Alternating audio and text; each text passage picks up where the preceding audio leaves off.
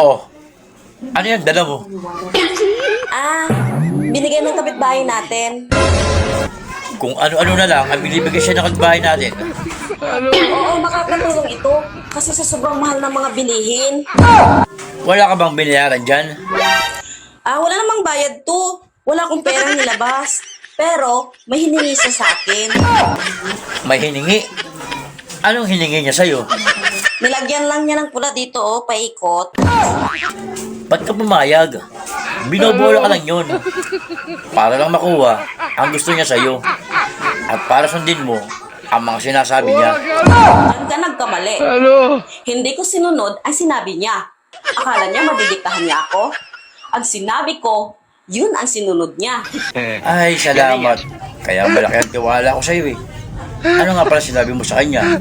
At sinusunod yung mga sinasabi mo. Pagkatapos niya lagyan ng pula dito paikot, ang sabi niya, okay na. Oh, anong sabi mo? Sabi ko, hindi pwede. Kasi kawawa naman yung ibaba pag hindi idadamay. Hindi niya ako madidiktahan, ano? Hindi siya makakaisa.